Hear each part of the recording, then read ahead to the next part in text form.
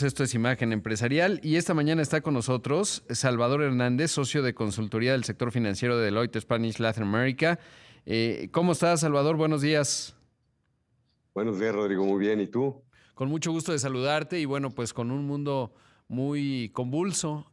Por un lado, se acaba de dar a conocer de parte del INEGI hace un par de días, pues la evolución de la inclusión financiera entre 2015 y 2021 y no resultó ser muy alentador porque si bien avanzó la inclusión financiera, pues hubo sectores que no tanto. Eso a pesar de que la tecnología se ha convertido en un catalizador, me parece, para justamente lograr que más personas que antes no lo tenían y sí tienen un teléfono inteligente puedan acceder a los servicios financieros.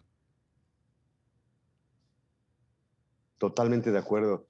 Como tú lo dices, la, la, la gran cantidad de personas que ya utilizan los teléfonos móviles o inclusive algunos tablets para poder acceder a sus servicios financieros ha facilitado muchísimo la inclusión financiera y no nada más en el caso de las familias, como seguramente lo leíste en la encuesta del INEGI, no nada más directamente de los usuarios principales, sino es también el tapete de entrada para que miembros de la familia que utilizan a veces los mismos servicios de conexión a Internet o el mismo teléfono inteligente puedan empezar a utilizar los servicios financieros para pagos principalmente en los miembros más jóvenes de las familias.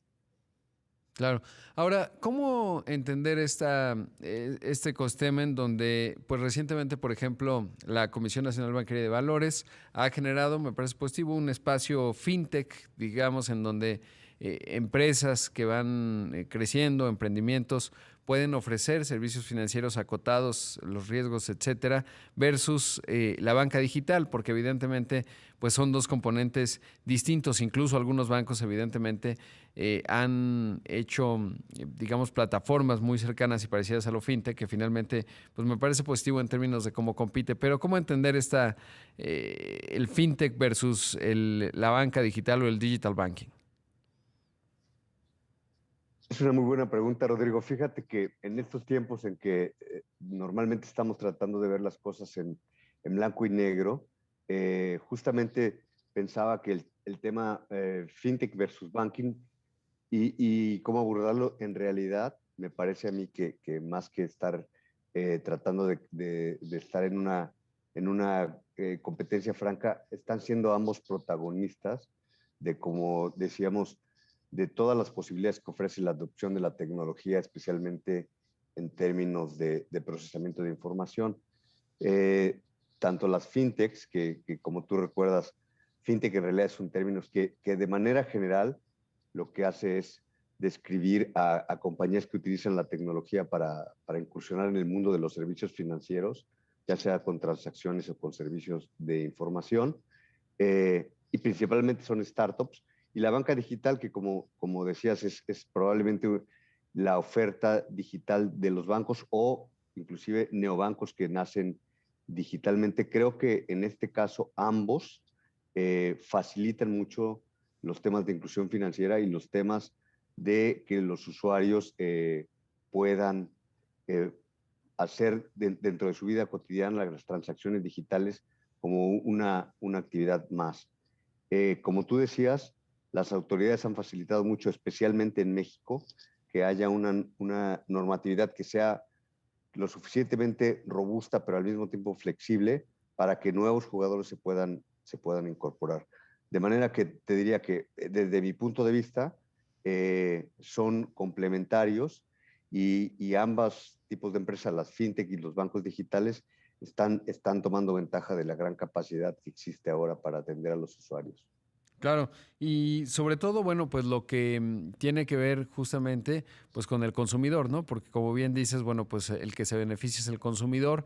Hay segmentos que a veces no han sido poco atacados por la banca, entendiendo la tradicional o la banca digital, y otros que hay, digamos, algunas startups, algunas fintechs que lo están logrando. Ahora, hay un asunto porque de repente los bancos, pues con cierta razón se quejan y dicen, oigan, a nosotros tenemos una serie de regulaciones de parte de la CNBV, tenemos que tener requerimientos de capital, en fin, una serie de cosas, y las fintechs no tanto, y evidentemente son los incumbentes, digamos, los jugadores grandes, pero finalmente también pues dicen piso parejo, ¿no? Porque empieza a haber algunas fintechs que son enormes.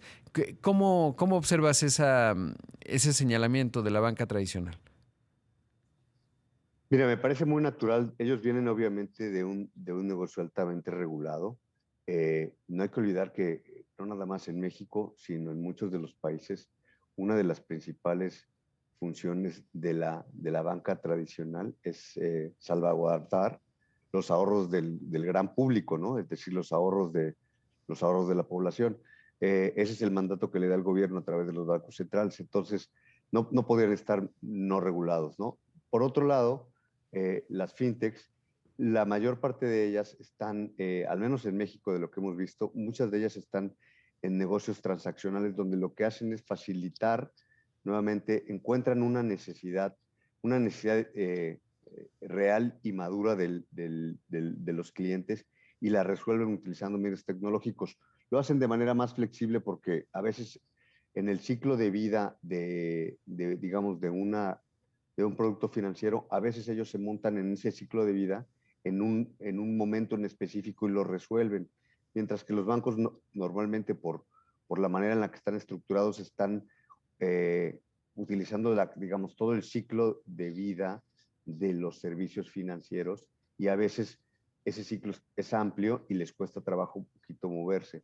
Me parece a mí, Rodrigo, que la evolución natural de las fintechs más grandes es mucho irse pareciendo a los bancos, porque al tratar de identificar y abarcar más opciones dentro de ese ciclo de vida de los servicios financieros, acabarán pareciéndose muchas de ellas a los bancos.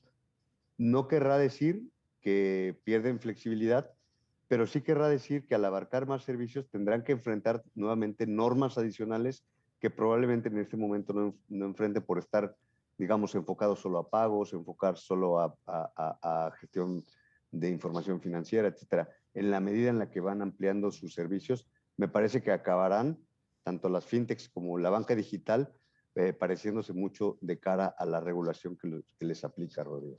Claro. Sí, un buen ejemplo es Nu, ¿no? Que en México no se llama Nubank, precisamente porque no puede recibir depósitos. Son unos emisores de tarjeta enormes, los más grandes, por lo menos, pues me parece que desde el año pasado ya lo eran. Y lo que estamos buscando es justamente pues tener más regulación para poder recibir depósitos como ya ocurre en Brasil y creo que hacia allá vamos, ¿no? Es decir, startups grandes, además entendiendo, y como ya lo decías, que el mundo fintech, digamos, abarca desde procesamiento de pagos, otorgamiento de créditos muy especializados hacia pymes, otorgamiento de créditos de finanzas personales, en fin, son varias las soluciones que se plantean, es decir, es un universo muy heterogéneo. Y por otro lado, los bancos que evidentemente ven una competencia, pues muchos de ellos se han sabido transformar. Ya hoy de los principales, pues prácticamente de los grandes me refiero, pues todo se hace a través de una aplicación, etcétera, ¿no? Es decir, van convergiendo ambas posibilidades y ahí, como mencionas, lo interesante, pues es el consumidor que finalmente nos vamos beneficiando de esta competencia y pensaría que de cara a lo que decíamos al principio en términos de la inclusión financiera, pues eso es buena noticia porque si hay algunas, por ejemplo, ubico una que se llama Walla, que de hecho no opera en la Ciudad de México, opera más bien, digamos, en zonas en donde realmente el crédito ha sido muy poco, que tradicionalmente no tienen tanta penetración. Y ahí va, digamos, cierta agilidad, y me gustaría saber tu opinión, consiste también en la posibilidad de obtener datos de manera distinta, ¿no? Es decir, hoy el modelo hay una serie de modelos legados. Obviamente el buró de crédito es un componente y es labor importante, pero ya hay otras metodologías que han desarrollado estas empresas que son más ágiles y ahí, bueno, pues hay buena posibilidad de que haya inclusión financiera más rápida. Por supuesto, gran parte de lo que tienen que hacer las fintechs y los bancos digitales, como tú decías, es tomar ventaja de los datos, tanto los datos estructurados como los no estructurados, ¿no? Aprovechando que ahora todo queda registrado a través de una plataforma, donde hay trazabilidad. Ellos pueden aplicar modelos cognitivos al cómputo de información. Perdón por poner un poquito sofisticado, Rodrigo. Y estos modelos cognitivos les permitirán rápidamente identificar dónde hay nichos de gestión y de generación de ingresos para satisfacer a los clientes. Muy importante. Si me permites, yo te diría que me parece muy importante, como tú dices, van confluyendo tanto las fintechs como la banca digital y qué se necesitaría para que ambos individualmente o en conjunto sean exitosos. A mí me parece que tener una grata experiencia para el cliente, dentro de su propuesta de valor y de servicio, es lo más importante. Sin duda lo ¿Y es. cómo? Esta mañana está con nosotros Salvador Hernández, socio de consultoría en el sector financiero en Deloitte Spanish Latin America. Salvador, y antes de ir al corte nos decías, bueno, pues evidentemente el consumidor tiene que estar al centro de la ecuación, pero sobre todo la experiencia tiene que, pues digamos, ser óptima para que realmente pues ambos lados, digamos, la banca digital o las fintech, que de repente parecen indistinguibles, eso es lo que decíamos en el corte pasado, pues puedan tener éxito. Sí, Rodrigo, por supuesto. Nosotros hacíamos una reflexión analizando los casos de éxito tanto de las fintechs en México y en Latinoamérica y en otros países, como de las ofertas de banca digital. Y claramente lo que hemos identificado es que las que son más exitosas son aquellas que han logrado apropiarse de la experiencia del cliente, own the client. Esto, claro, y lo que implica es poder ofrecer una experiencia de servicio que sea cautivadora, que sea atractiva, que sea rápida, que sea simple, que sea rápidamente personalizable y, por supuesto, a un precio accesible para los usuarios digitales. ¿Cuáles serían las capacidades de esta experiencia? Muy importante interacción con redes sociales, ¿no? Capacidades de onboarding digital, es decir, que tú seas capaz de utilizar la cámara, el micrófono, utilizar todos los canales digitales para poder interactuar el video. Obviamente, y muy importante, es que tenga tanto de instante como para la relación sólidos protocolos de ciberseguridad y de manejo de información biométrica en el caso de que la usen, ¿no? Tu imagen, tu retina, tu voz. Por otro lado, poder rápidamente visualizar escenarios y proyecciones. ¿Qué significa esto? Bueno, poder rápidamente decirle a los clientes, mira, con la información que tengo te puedo ofrecer esto, te puedo dar este servicio adicional.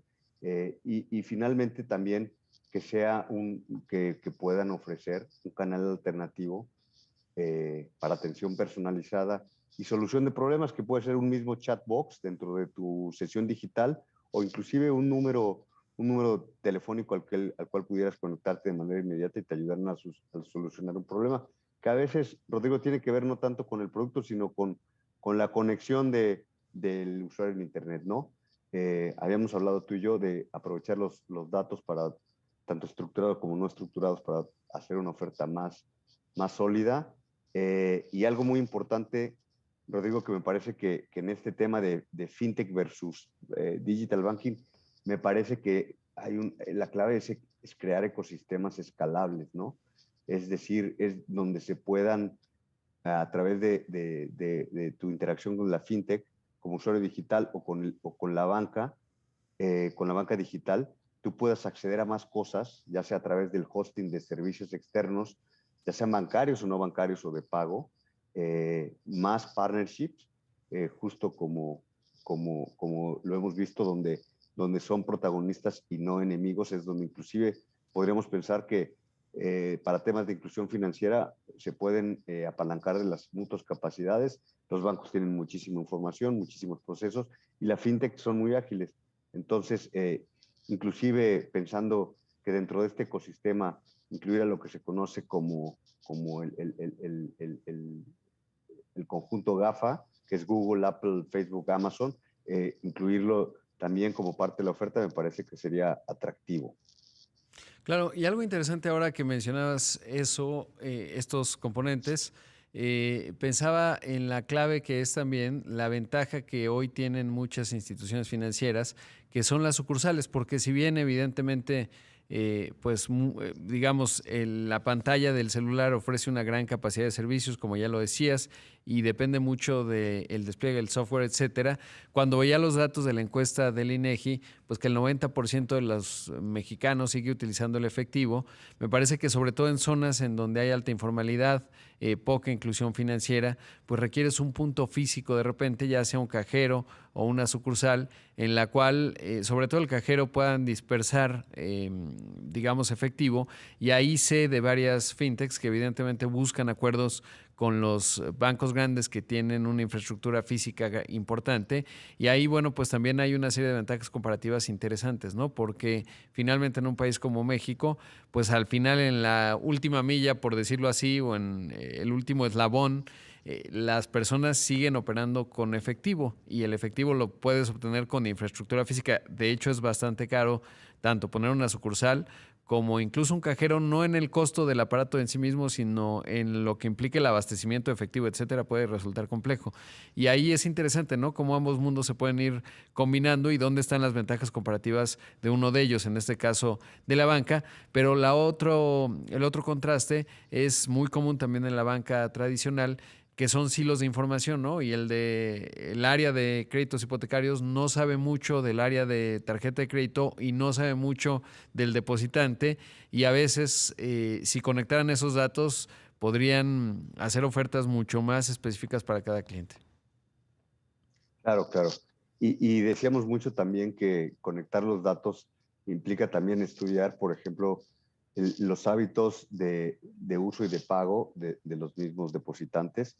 Cuando logran, ya sea a través de una fintech o de un banco, capturar la experiencia de pagos y puedes analizar el tipo de consumo que está realizando, dónde están utilizando ellos un medio de pago, ya sea en efectivo o ya directamente un medio de pago electrónico, puedes empezar a definir patrones que les ayudan para ofrecer un mejor servicio. Yo te diría especialmente lo que tú comentabas de cómo conviven ahora las fintechs y los bancos, especialmente para la inclusión financiera en zonas que no necesariamente tienen que ser tan lejanas geográficamente, sino probablemente inclusive dentro de las grandes manchas urbanas, simplemente que están un poco menos asequibles que las que vemos normalmente los ciudadanos en nuestros transportes diarios. Me parece que ellos conviven muy bien. Las fintechs tienen productos que permiten rápidamente convertir, digamos, en dinero digital los depósitos en efectivo. Y una vez que están convertidos en dinero digital, entonces ya entran a la tubería, por así llamarla, y se mueven rápidamente a través de todo. Pueden ir y venir, diría yo, si me permites, del mundo de banca digital al mundo fintech. No es una puerta de un solo sentido. Pueden, ya una vez que se pudieron incorporar a través del mundo de pagos digitales a las capacidades, pueden ir y venir entre los dos mundos, ¿no? Entre las dos ofertas, Sí, y fintech y banca. algo clave y que tiene que ver con lo que estamos conversando esta mañana es pues la esperanza que esto ofrece, y no lo digo esperanza en un sentido abstracto, sino posibilidad real de que avance la inclusión financiera. Y pienso en países de África que tienen un nivel de infraestructura muy inferior al de México, que de repente dieron grandes saltos, sobre todo utilizando de manera inteligente, y ahí claramente el regulador juega un papel fundamental para poder habilitar estas nuevas formas, manteniendo obviamente el piso parejo, lo cual tiene una gran complejidad.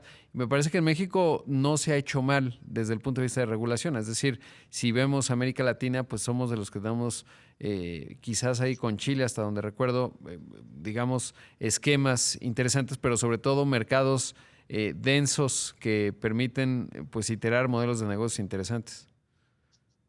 Sí, en México me parece a mí que se ha hecho bastante bien, especialmente, Rodrigo, cuando ves la escala que tiene nuestro país, ¿no? Uh Somos -huh. el segundo país más poblado de América Latina con una extensión geográfica muy considerable. Me parece que sí se ha hecho un buen papel, tenemos una elevada adopción. El número de teléfonos inteligentes que tenemos utilizados en la población es muy elevado, lo cual también, como decíamos al principio de nuestra plática, facilita muchísimo la habilitación de los servicios que tiene la banca digital y las fintechs. En términos de inclusión financiera, yo te diría, Rodrigo, que yo soy un firme creyente de que los pagos electrónicos son el tapete de entrada para la inclusión financiera y creo que en ese caso en México hemos recorrido terreno interesante, especialmente en los últimos años. Yo soy muy optimista, como tú decías, a lo mejor en este caso, de que vamos ganando un terreno interesante tanto a la inclusión financiera como a la formalización de la economía a través de los pagos digitales y los servicios habilitados digitalmente a través de fintech o de la banca. Sin duda, así es. Pues Salvador, te agradezco mucho. ¿Dónde podemos encontrar más información de la que generan en Deloitte de estos temas y estas discusiones? Pues directamente en nuestro website tenemos una serie de puntos de vista de Deloitte que nuevamente tenemos colaboraciones no nada más locales y regionales, sino también internacionales que me parece que podrían ser muy interesantes para todos en Deloitte.com. Muchas gracias. Ahí escuchamos a Salvador Hernández, el socio de consultoría en el sector financiero en Deloitte Spanish Latin America.